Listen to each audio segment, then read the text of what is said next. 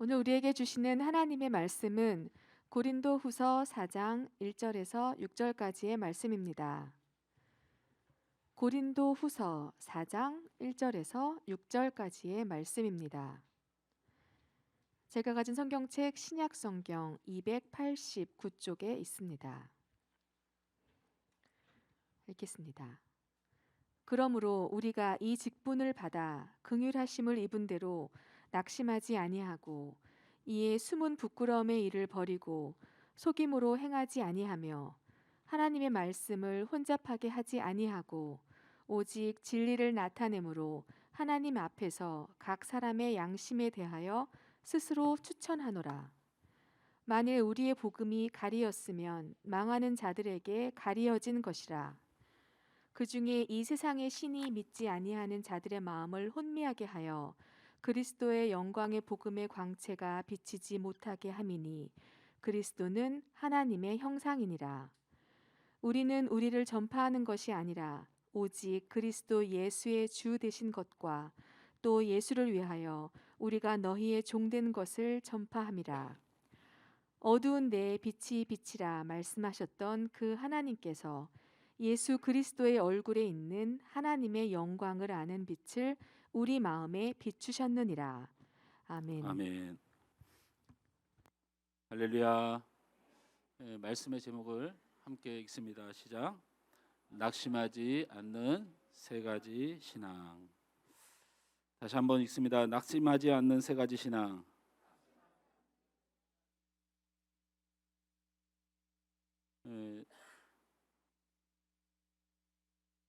이 거룩이라고 하는 이 단어 자체가 굉장히 어려운 단어예요. 굉장히 어렵습니다. 오늘 저녁 12시가 되면 프리미어 리그라고 하는 영국 리그 축구 경기가 있는 것으로 알고 있어요. 내일 저녁인가요? 오늘 저녁인가요? 왜 그렇게 얘기를 하느냐?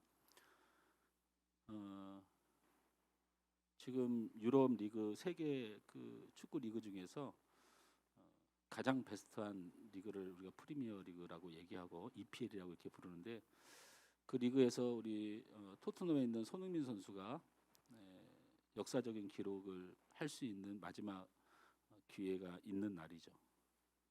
그래서 아시아인 최초로 유럽 리그 프리미어 리그 득점왕이 되느냐 더 중요하고, 거기다가 전 세계에서 리그 득점왕 중에 유일하게 PK라고 하는 페널티라고 하는 기회를 제공받지 못하고 온전히 득점한 최초의 축구 선수가 되는 아주 역사의 길이 남을 일이 벌어지죠. 손흥민이가 득점왕이 되고 PK를 받지 않고 득점왕이 되는 이 경제 효과가 우리나라의 10년 예산과 맞먹는다, 이런 평가가 나왔어요. 어마어마한 거죠. 가뜩이나 요즘 그 이슈가 되고 있는 것이 손흥민이 경기 전에 계속 두 손을 모으고 한참을 기도를 합니다. 그런 장면이 발견되기 시작했죠.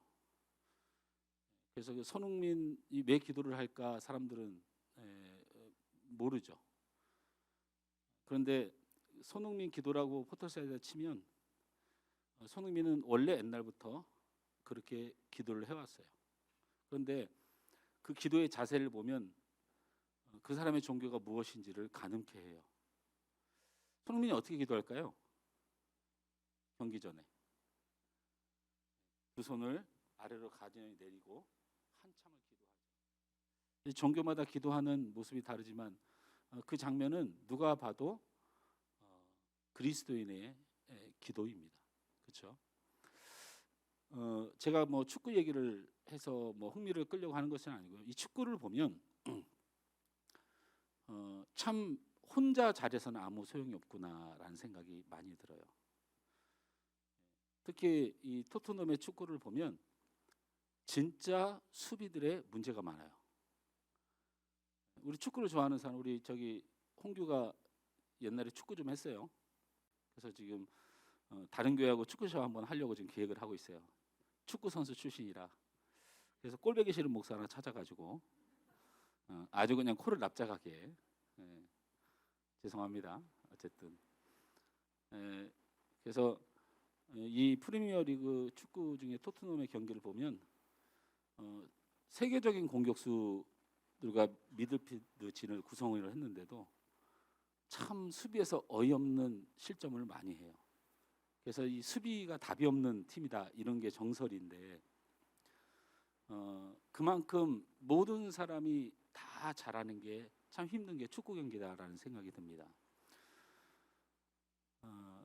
거룩이라고 하는 것이 흠이 없는 하나님의 거룩함을 뜻하는 거잖아요. 우리가 거룩한 성도라고 하는 것이 얼마나 어려운지를 알 수가 있는 거죠. 예를 들면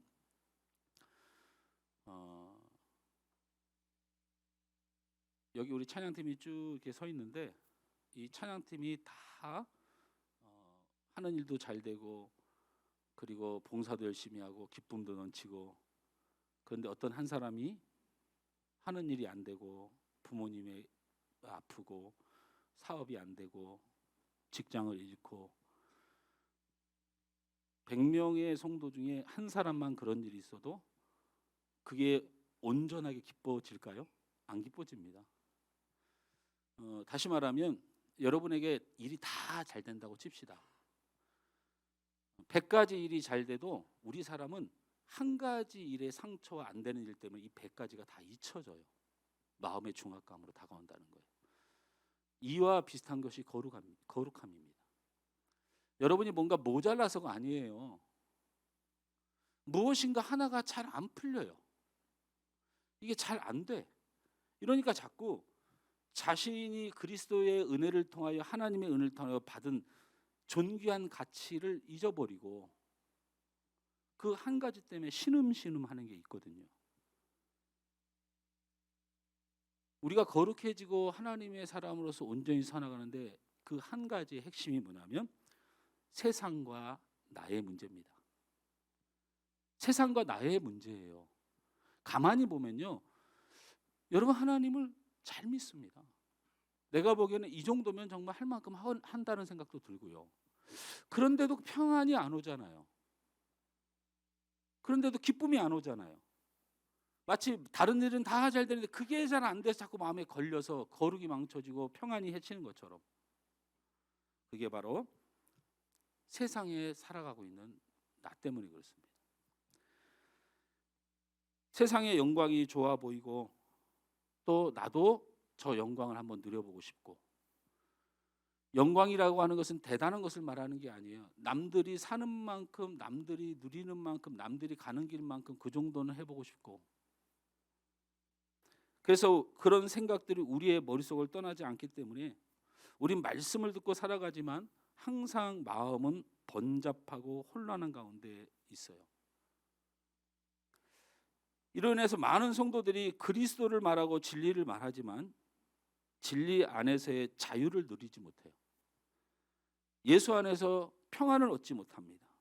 그리고 하나님이 살아계시고 주님이 늘 나를 위하여 기도하시고 그 보좌에서 내 이름을 불러가며 하나님께 요청하고 계시고, 성령님은 그런 하나님의 나라, 영의 나라를 우리에게 늘 와서 두들기고 우리에게 말씀하고 계시고 위로하시는데도 우리는 기쁨을 얻지 못해요. 하나님이 우리를 만드셨다고 오늘 찬양했고, 예수님이 우리를 위하여 십자가에 돌아가신 믿음의 고백을 날마다 하고, 하나님의 그 엄청난 나를 향한 계획들을 늘 고백하면서 남편이 나를 속상하게 한 그 말 한마디 때문에 그 모든 것이 기쁨이 사라져가요. 세상에 살고 있기 때문에.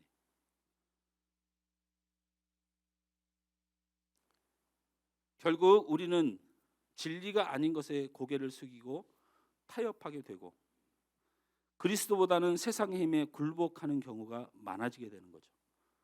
이제부터 제가 중요한 얘기를 드리려고 하는 거예요. 성도가 교회와 그리스도를 떠날 때 멀어질 때, 옛날엔 핍박 때문에 그랬고, 옛날에는 신앙생활하기 어려운 환경 때문에 그랬어요. 근데 여러분 아직도 그렇습니까? 잘 한번 생각해 보세요. 시대가 얼마나 무서워졌는지, 하나님의 마지막 때가 얼마나 무서워졌는지, 하나님의 타장마장으로 심판의 날이 얼마나 속히 올 것인지는 지금 현상을 보면 알죠. 진리를 몰라서라기보다는 진리 때문에 교회를 떠나는 거예요. 진리 때문에. 그 진리가 너무 부담스러워서, 그 진리를 해낼 자신이 내가 없어서 교회를 떠나는 시대가 되었습니다. 핍박과 환난이 아니에요. 하나님 때문에, 예수님 때문에, 신앙 때문에, 진리 때문에 못 살겠는 거지.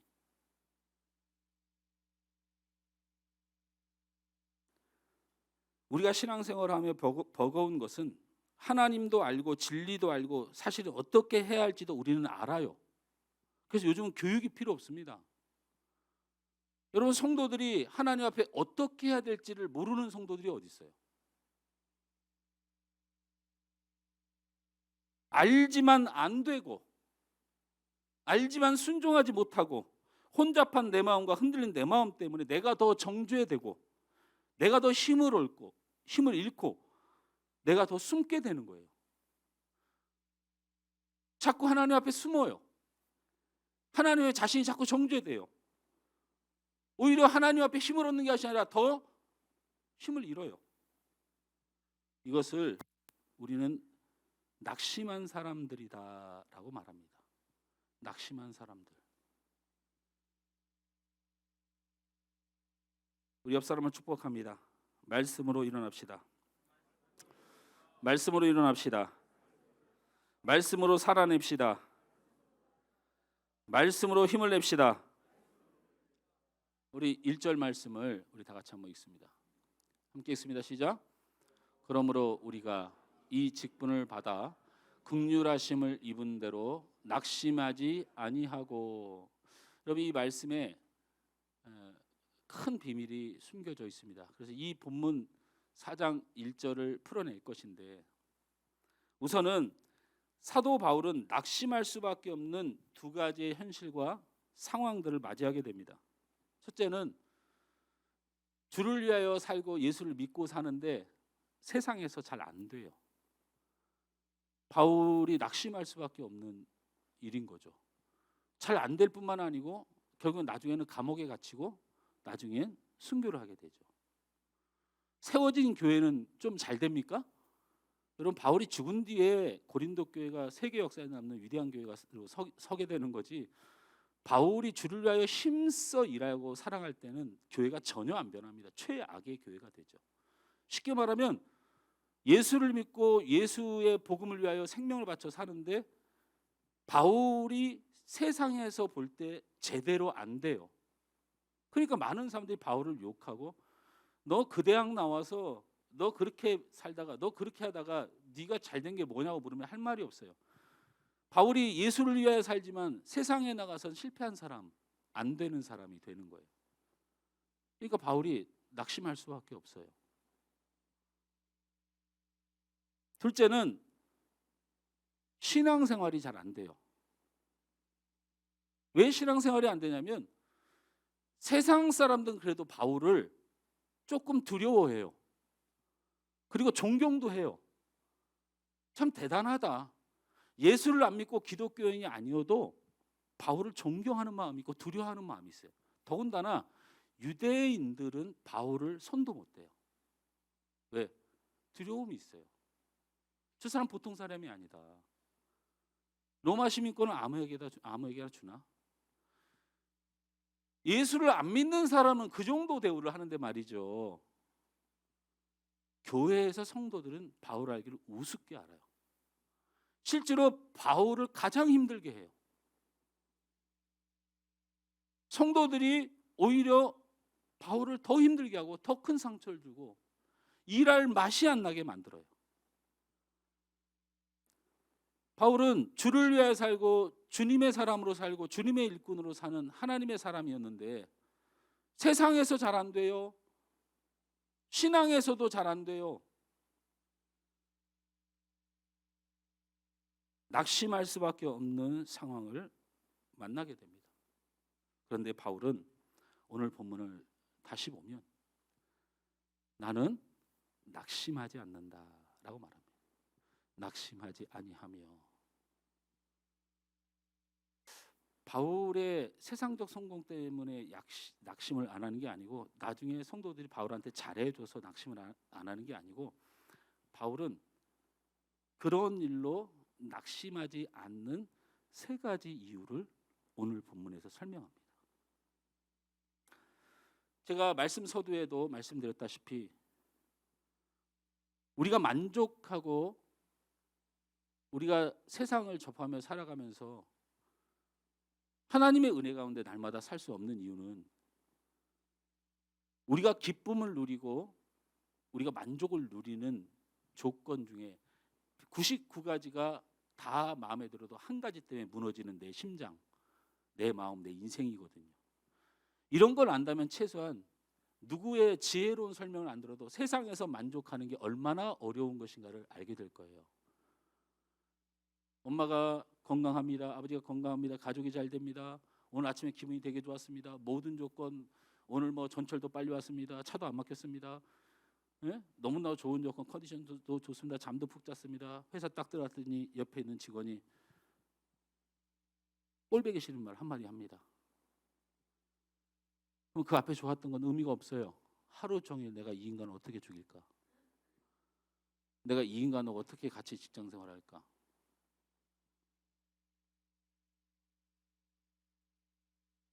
바울은 이런 일 저런 일, 이런 일 저런 일, 그렇게 내 삶이 힘들어서 그것을 이겨내는 낙심을 얘기하는 게 아니고, 그것에 넘어지는 낙심을 얘기하는 거 아니고, 우리의 삶을 살아가고 세상에 버타여 살아가면서 우리가 무엇이 없어서 낙심한다고 오늘 다시 한번 우리가 세상을 살면서 낙심하지 않는 세 가지를 말합니다. 그 첫째는 1절 말씀을 다 같이 봅니다. 같이 읽습니다. 시작. 그러므로 우리가 이 직분을 받아 긍휼하심을 입은 대로 낙심하지 아니하고, 이 직분을 받아 낙심하지 아니한다라는 거예요. 바울이 낙심하지 않는 이유로 첫째로 이 직분을 받아 낙심하지 않는다고 말씀하고 있습니다. 그리스도인으로 살아가는 인생에 세상으로도 신앙으로도 힘들지만 바울이 낙심하지 않는 이유는 바로 이 직분을 받아라는 말씀에 주목하셔야 됩니다. 중요한 것은 오늘 본문이 이 직분, 그리스도의 일꾼이요 그리스도인으로서 삶을 자신은 받은 것이다 라는 표현을 쓴다는 거예요.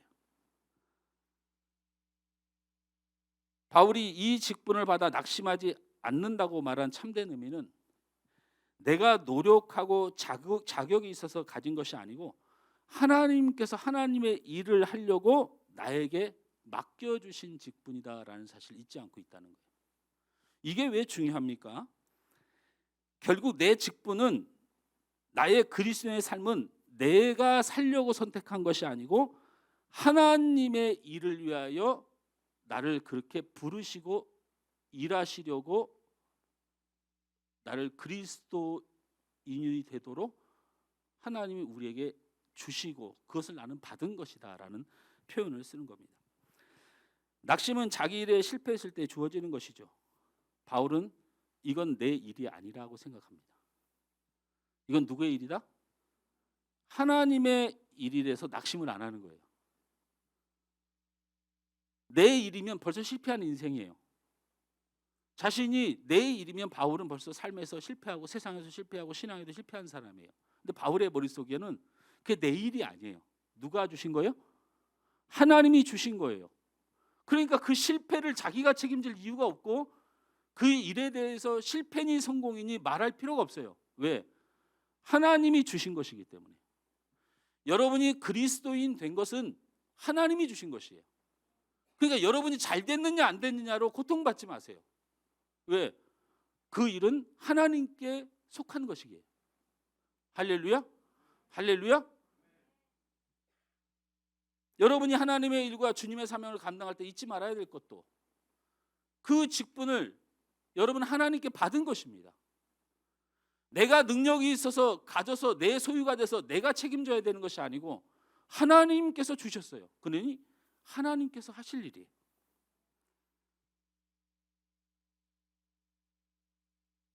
자기 일로 본다면 남들이 주지 않고 오히려 사도직을 의심하고, 그리고 자신이 주도가 된다면 자신의 역량 부족으로 자신의 여러 가지 약점과 제약으로 낙심할 수밖에 없지만, 사도 바울은 자기 일로 보지 않고 하나님의 일로 자기 인생을 보는 것입니다.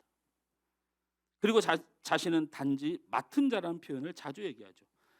즉 성공 실패는 하나님의 소관이고 또한 하나님이 하신 일이기 때문에 하나님께서는 결코 실패하지 않는다는 걸 알고 있기 때문에 낙심할 이유가 하나도 없어요. 그래서 눈에 드러나는 현상에 대해서 마음이 흔들리지 않았던 것입니다. 오직 주의 하실 일의 영광을 드러낼 주님의 일에 기대하며 그런 마음의 평안과 자유함을 가졌다는 거예요. 할렐루야. 우리가 바울과 다른 점이 가끔 이런 겁니다. 우리는 예수 믿으면 천국을 가고, 예수 믿으면 영생하고, 예수 믿으면 구원받는 이 사실이 너무 귀한 걸 알면서 우리가 그 마지막을 말하지만 우리가 마지막을 기대하거나 보고 살지는 않아요. 코앞의 것만 보는 거예요.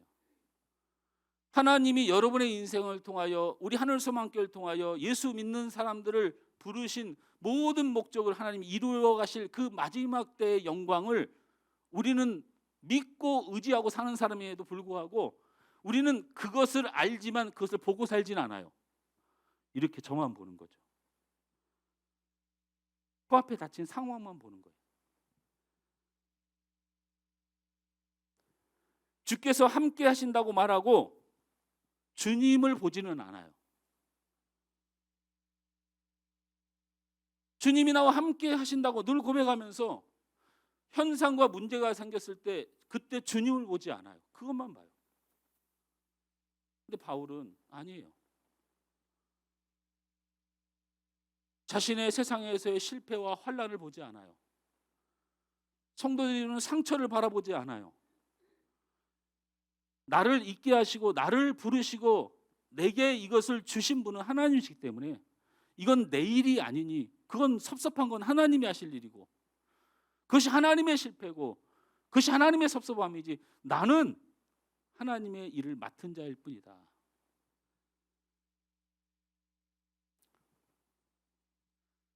바울은 자신의 삶은 주께 받은 것이지 자신이 주관하는 것이 아니라는 믿음을 가지고 주의 영광과 그 능력을 철저하게 믿으며 낙심하지 않고 자유함과 평안함과 감사의 삶을 살 수가 있었던 것이.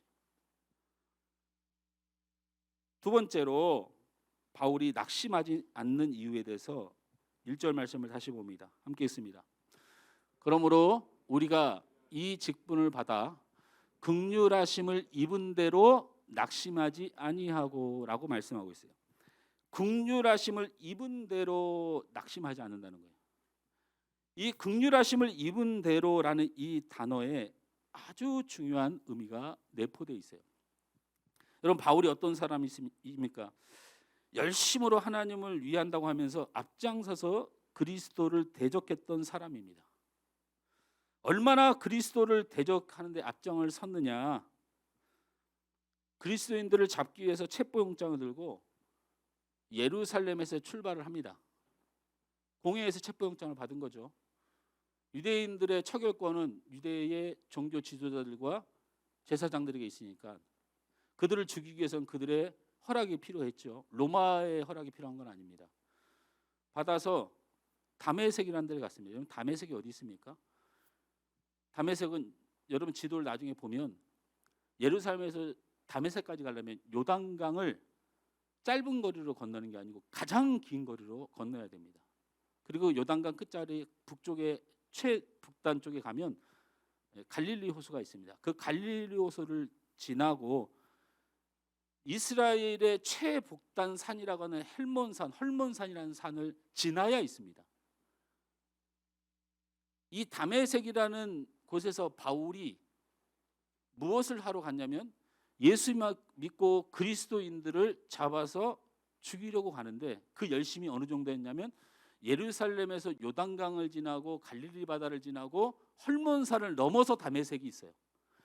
그러니까 이스라엘의 최북단 꼴짜기까지 찾아 들어간 거예요. 그 다메섹이 무슨 뭐 굉장히 뭐 그게 아니고 그리스도인들이 예수 믿는다고 하도 잡아 죽이니까 피하고 피해서 숨고 숨은 곳이 다메섹인데 그 꼴짜기까지 찾아 들어간 거예요.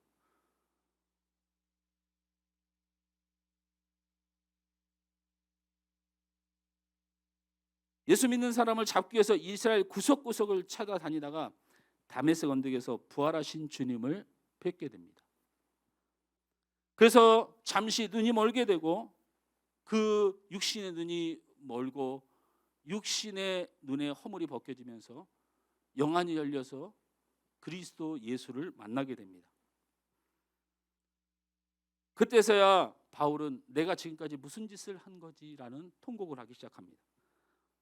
바울은 그 다메섹 언덕에서 구약에서의 메시아와 신약에서 예수를 하나로 보지 못했는데 오히려 신약에서 예수를 구약에서 메시아라고 주장했던 그 많은 추종자를 죽이는 일로 하나님의 일을 대적했는데 그곳에서 구약에서 메시아와 신약에서의 예수 그리스도가 하나가 되는 역사를 체험하게 됩니다.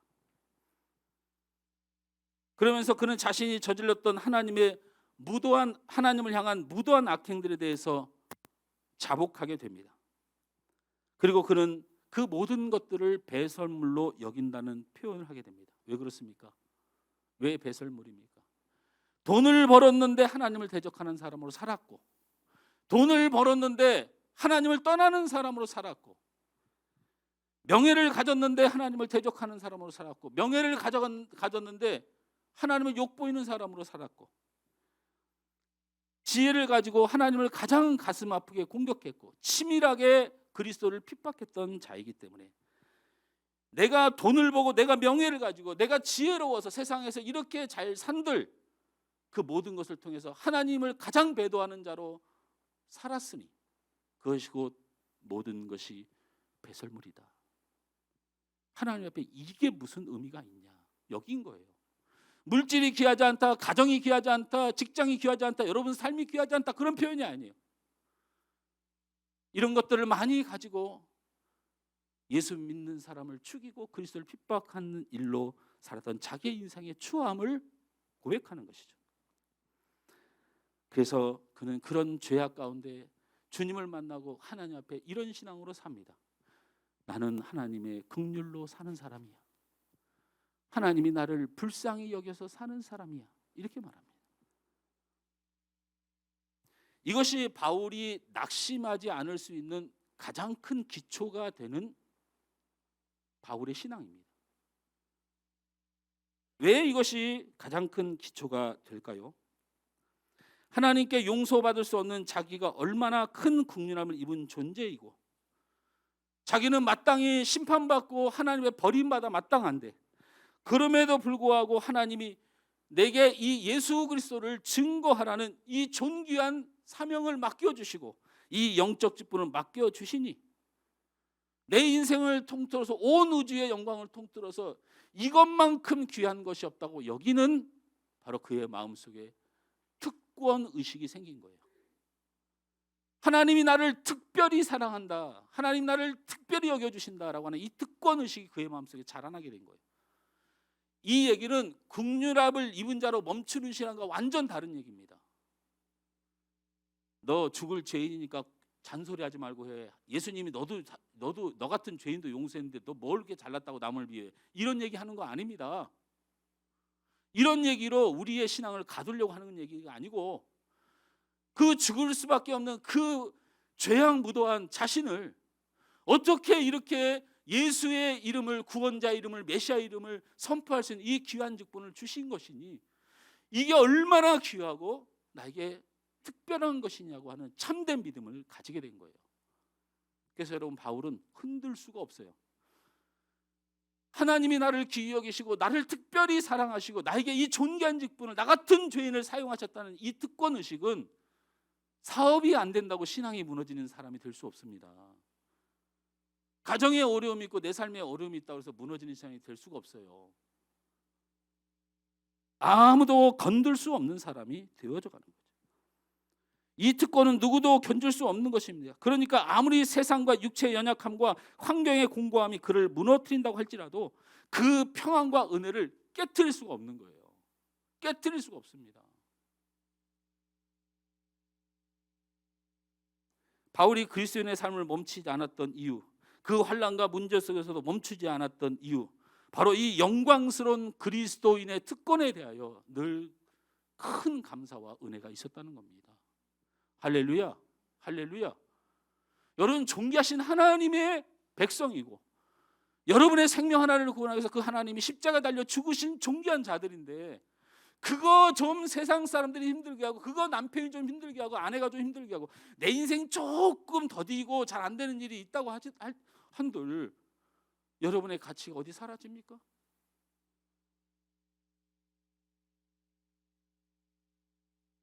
바울은 이 영광스러운 삶과 특권을 후회하지 않았습니다. 근데 흔들리는 게 없어요. 세 번째로 바울이 낙심하지 않았던 이유를 봅니다. 2절 말씀 우리 다 같이 한번 봅니다. 시작. 이에 숨은 부끄러움의 일을 버리고 속임으로 행하지 아니하며 하나님의 말씀을 혼잡하게 하지 아니하고 오직 진리를 나타내므로 하나님 앞에서 각 사람의 양심에 대하여 스스로 추천하노라. 아멘. 바울은 하나님의 말씀을 혼잡하게 하지 않은 삶으로 낙심하지 않을 수 있다고 고백합니다.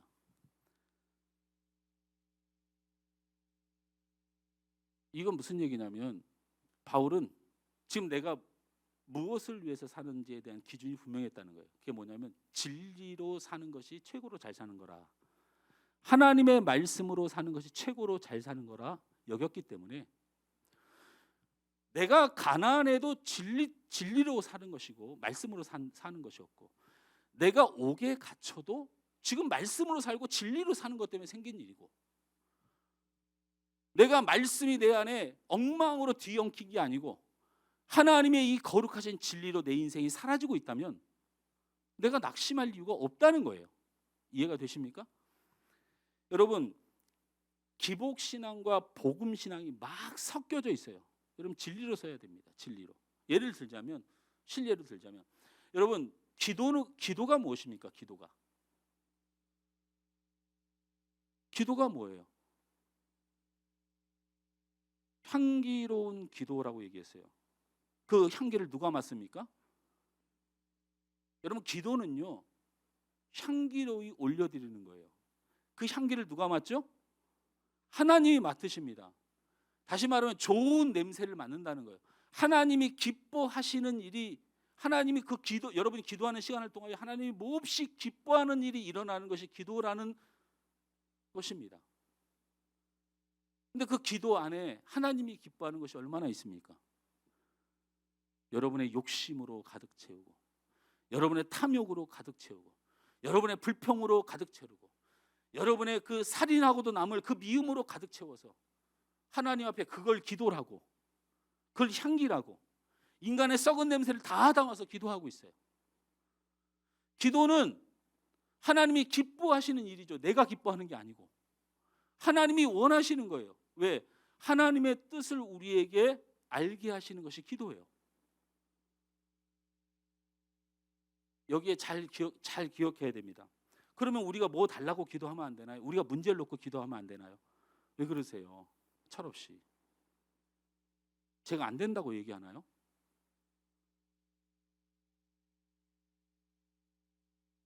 부모를 사랑하고 사랑하는 자식이 구하는 기도를 하나님이 안 들으실 리가 없죠. 근데 자식만도 못한 것들이 구하면 어떤 기분이겠느냐는 걸 묻는 거예요. 제가 그렇게 기도에 대해서 진리 안에서 설명을 하면요, 이렇게 얘기 듣고, 그렇지, 기도라는 게 하나님의 뜻을 묻는 것이고 하나님께서 말씀하시고 인도하심을 받는 거라고, 이게 진리잖아요. 예, 여러분이 아무리 잘 사고 싶고 여러분이 아무리 성공하고 싶어도 이 진리를 무너뜨리면 안 돼요. 기도는 하나님의 뜻을 받는 시간이에요. 내가 몸이 왜 안 아프지 하면, 물론 처음엔 하나님 저 좀 고쳐주세요. 힘들어 죽겠어요. 그럴 수 있지만 계속 기도하면서 하나님 제게 무슨 뜻이 있으신가요? 이렇게 묻기 시작하는 거예요. 기도는. 그런데도 우리는 그게 맞다고 하면서 집에 돌아가서 어떤 어려운 일이 발생하고 그러면 우리의 욕심을 따라 우리의 방법으로 하나님을 만들어가요. 여러분, 우리는 하나님의 능력을 검증할 필요가 없어요. 왜 자꾸 하나님의 능력을 검증하려고 하세요? 뭐 기도해서 나를 고치시나 안 고치시나, 기도해서 내가 잘 되나 안 되나, 기도해서 내 앞날이 열리나 안 열리나, 뭐 이거 기도가 여러분 하나님을 테스트하는 그런 시간입니까? 우리는 우리를 이미 이루실 하나님의 사랑을 믿는 믿음을 가진 것이에요. 기복신앙이 복음신앙과 비슷해 보이죠. 완전히 다른 거예요. 그렇게 거룩한 기도가 함부로 헤쳐지지 않아요. 기복신앙은 내 욕심에 하나님의 능력을 이용하려는 것이고, 복음신앙은 하나님의 주권에 나를 맡기는 거예요. 이게 기도가 완전히 다른 얘기예요. 우리는 이 복음에 굳게 서야 됩니다. 복음에, 내 욕심에, 내 탐욕에, 교회에 오지 않아도 어디 절에 가도 어디 우상 앞에서도 할 수 있는 정도의 그런 믿음으로 간구하는 기도를 가지고 교회 와서 예수 믿는다고 그러고 하나님을 믿는다고 뭘 얻길 원하고, 기복신앙과 복음신앙이 비슷해 보이지만 완전히 다른 얘기예요. 나를 위해 존재하는 하나님, 하나님을 위하여 존재하는 이 땅의 구분이 확실해야 돼요. 또 세상과 그리스도인을 비교하지 마십시오. 완전히 다른 존재입니다. 여러분이 자꾸 세상과 그리스도인들을 비교하십니까? 성도는 영원한 영광된 존재들이고 천사들보다 더 존귀한 자들이라고 성경이 말하고 있어요. 세상이 아니라 하나님의 나라에서 영원히 살 존재들입니다. 그런데 무엇 때문에 세상에 사라질 영광 때문에 마음이 혼미해지고 낙심하고 번민하고 살아갑니까? 바로 나를 자꾸 세상과 비교하기 때문에 그래요. 세상과 나를 자꾸 비교하고 세상의 성공과 내 삶을 자꾸 비교하는 것은 사단의 역사입니다. 세상의 신이 위대하고 세상의 장악이, 그 신이 하나님의 신을 대적하는 가운데 여러분 그 세상의 신의 편을 들어서 하나님을 공격하는 행위예요. 그래서 여러분 세상과 자신을 비교할 때 남는 것은 시기와 한숨과 불평과 탐욕밖에 없는 것이에요. 이미 세상과 자신을 비교하여 생긴 시기와 한숨과 불평과 탐욕이 사단의 마음으로 가득 차버리면 복음이 들리지 않습니다. 복음이 들리지 않아요.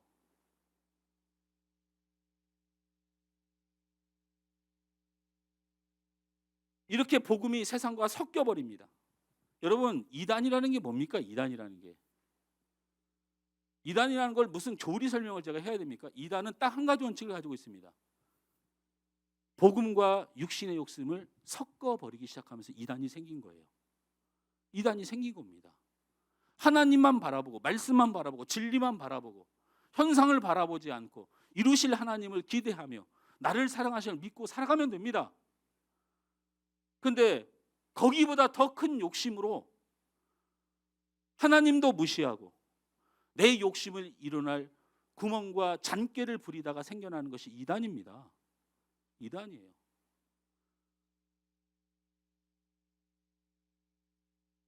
여러분, 하나님의 교회라고 하는 안상홍 증인에서 대표적으로 14만 4천의 특별함을 강조하잖아요. 거기에 들기 위해서 최선을 다하죠. 욕심입니다.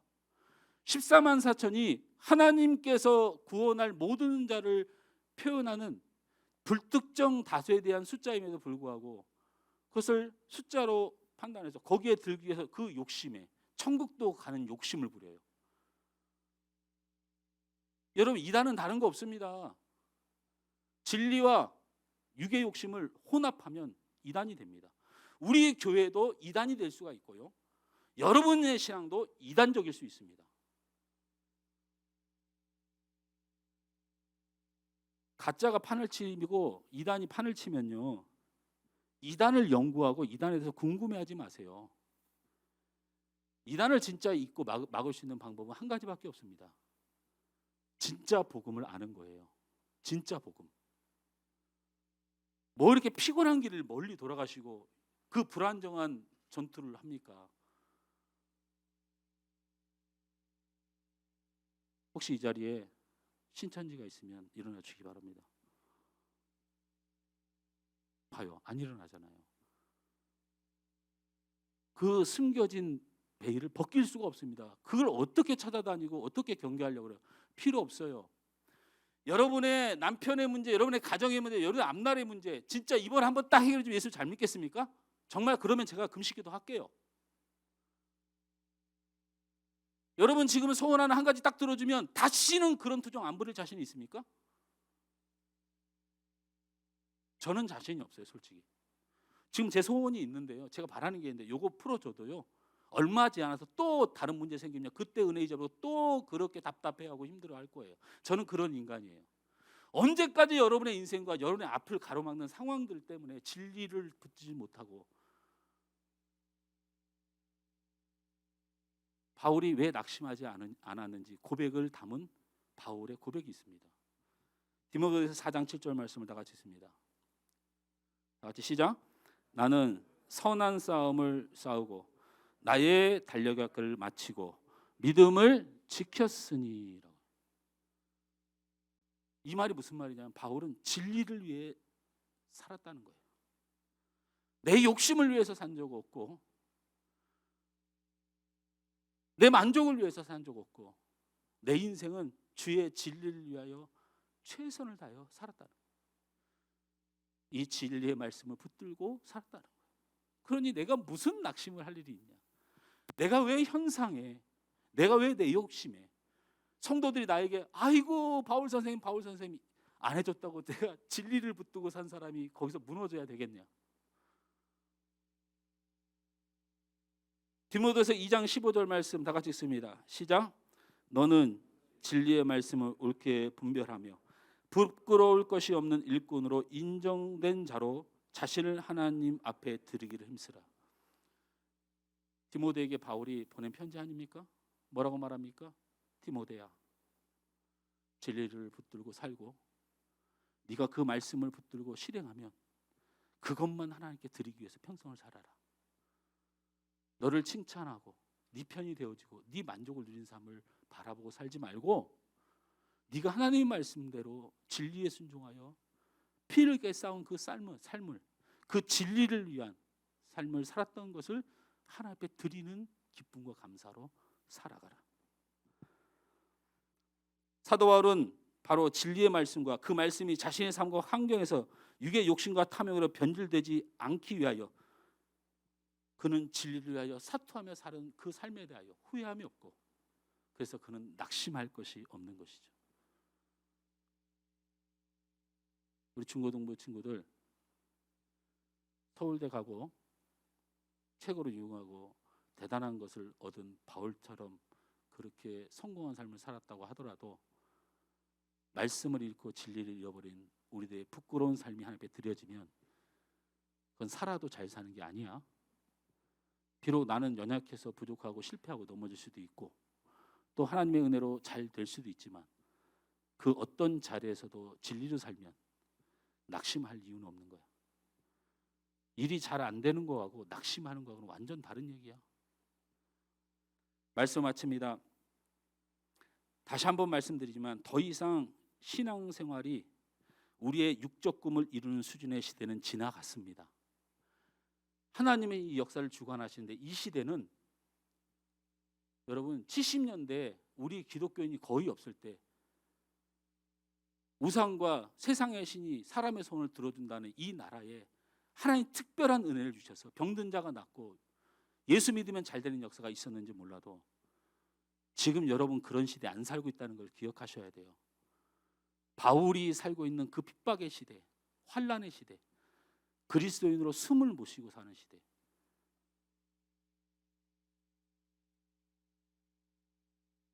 더 이상 신앙생활이 우리의 육적 꿈을 이루는 수준의 시대는 분명히 지나갔습니다. 나이스한 신앙, 유쾌한 신앙, 우아한 신앙 이런 시대는 다 지나갔어요. 우물쭈물해서 되는 것이 아닙니다. 인생의 차선색으로 예수를 선택하며 그래도 그것도 신앙이라고 얘기하던 시대는 다 지나갔어요. 어떻게 예수가 여러분의 인생의 차선책입니까? 어떻게 예배가 여러분의 인생의 뒤안길입니까? 어떻게 주의 말씀이 여러분의 환경에 따라 달라집니까? 이런 시대는 다 지나갔어요. 하나님도 속지 않고 저도 그런 성도와 생활할 마음이 없습니다. 최소한 가책을 느끼면서 고민하면서 회개하면서 치열하게 내 믿음을 하나님께 드려야 되는 시대가 온 것입니다. 잊지 마십시오. 우리가 사는 삶이 아니라 하나님께 받은 삶이라면 우리는 낙심하지 않을 수 있습니다.